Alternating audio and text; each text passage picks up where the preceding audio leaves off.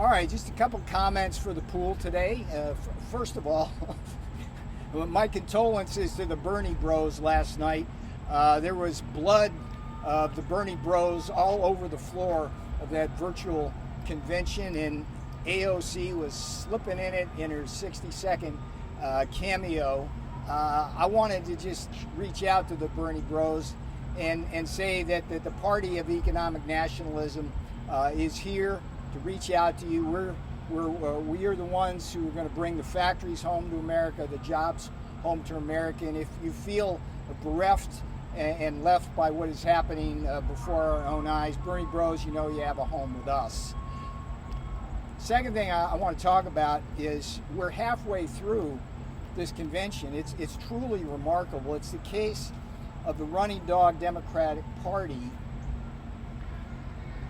that didn't bark or bite China. What is going on here? We're halfway through this convention, and there's just not a word of how the Chinese Communist Party has basically infected this country with a deadly virus, killed over 160,000 Americans, wreaked all manner of havoc on 40 million unemployed Americans, cost us trillions of dollars already in terms of fiscal and monetary stimulus, and not a single word from the Democratic Party about what China has done to this country.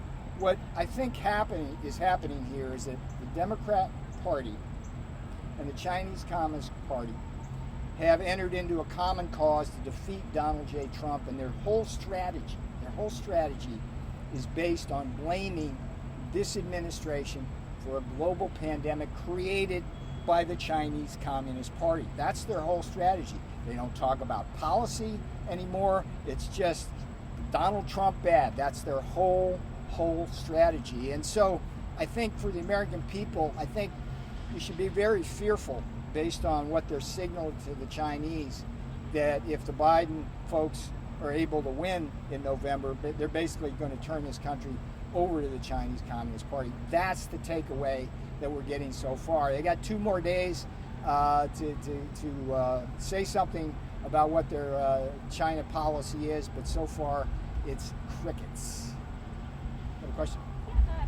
Navarro, can you tell us, are you going to be part of the video conferences with the Treasury Secretary and Ambassador Lighthizer to check in on how things are going to be? That's their domain, and they do it well. They're a great team. Maintain the phase 1 deal, or is that? I'm not a part of that. I leave that up to Ambassador Lighthizer as the lead negotiator, and he and Steve will do the job. You got something? Yeah, I got something on China too. So on the trade deal, you sort of said that you need to move forward on the next phase, right? So here's the state of play right now.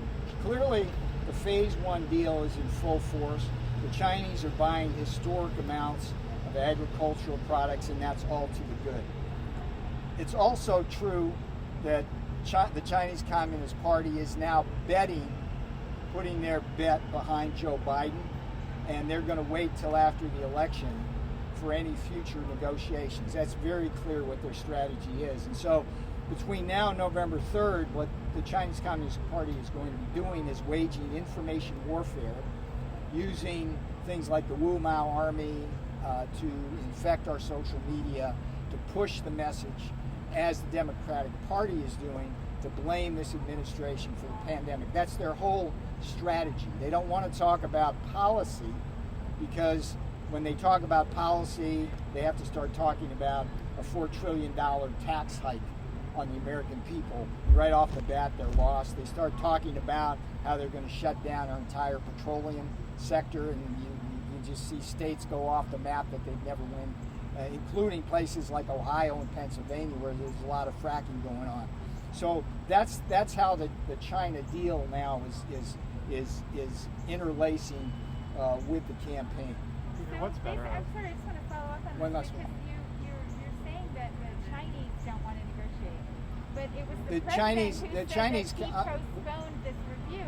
The review was part of the way that the trade deal was I have no comment on how that may or may not have happened. I leave that up to Ambassador Lighthizer and Treasury Secretary Mnuchin. What I've told you is what I've told you, which is to say we're very pleased that in the phase one deal, they're buying a lot of agricultural products, and today there's talk of them buying some energy products as they promised to do. That's all good. That's all in place. It will stay in place till the election. It's also true that the Chinese Communist Party has thrown their lot in with the Democrat Party, and their How do you efforts. know that? I mean, Oh, it's obvious. It's obvious if you look at the information warfare being waged against this administration through instruments of the Chinese government.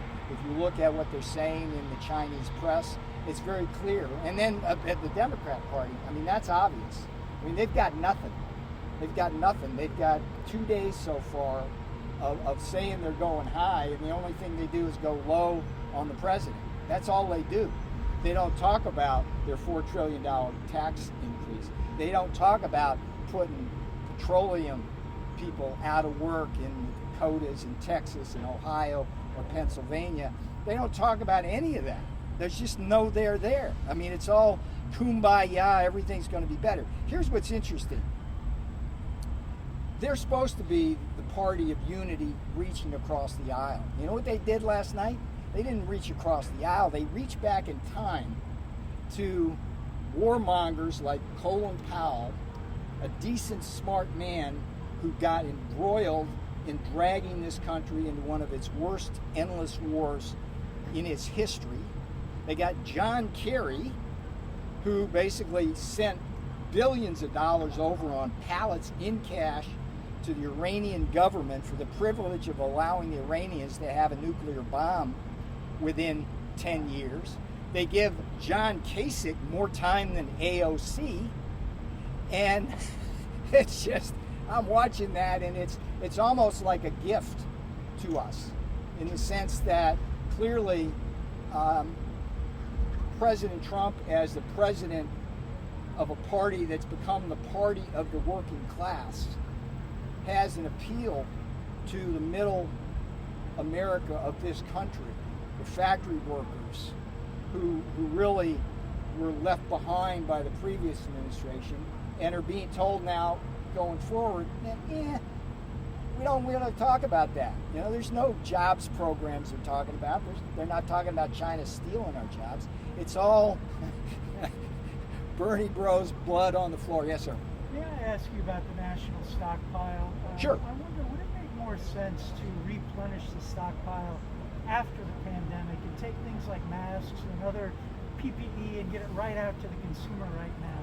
So I love that question, and I'm intimately involved working with FEMA and HHS on a daily basis in terms of the strategic national stockpile. What I can tell you with clarity is that anybody who needs PPE out there now, ventilators, whatever it is, we are moving that out of the stockpile to them. We're not holding anything in the stockpile that could otherwise be used upon demand, and we have a daily protocol that alerts us to any request anywhere in this country. And I got planes, I got trains, I got trucks, and I can get stuff out of the FEMA warehouses in the stockpile to wherever we need to go in a matter of hours, or at most a day or two. And so we are building a smart stockpile, a strategic stockpile, but we're not holding anything back if people need it right now. But for instance, like say an N95 mask, if the government weren't buying so many, might more be available in like consumer stores for people to pick up? That's not clear to me. What we're doing as an administration is dramatically increasing the domestic production of N95 masks. I personally was involved in getting the factories in Rhode Island and Arizona by Honeywell up and running within 5 or 6 weeks, when that should have taken 9 months in ordinary times. These are the kinds of things we're doing. So we're producing tens and tens of millions of masks. So the stockpile is a smarter stockpile in the sense that when we move stuff out now to the distributors, we're asking them to have more reserve capacity. Same thing with the hospitals. We have a first in, first out protocol, which is particularly important for things which have a short shelf life. And I think we're very well positioned to meet what we're meeting in the summer, but also what may or may not happen in the fall. Peter, what's Like- the better alternative? A sale of TikTok to a company like a Microsoft or an Oracle or something? It's not my lane. Like I'm letting folks other than me handle So it. you're Okay, talking about I'm gonna call it quits. We got one more, and then Just we'll. one more quick answer Yes, here. ma'am. I think Who are you with, by the way? I'm with Andrea Chalal with Reuters. Okay, sure. So I just want to ask you about Goodyear. The president is About what? Goodyear. So the president is Goodyear. Goodyear. Okay. So earlier today, the president tweeted about calling for a boycott of Goodyear. I need to catch up. you're I need to trying catch up on the make news, sense. so I can't respond to that. Okay. Thanks. Anyway, thanks a lot. Thanks. Bye bye.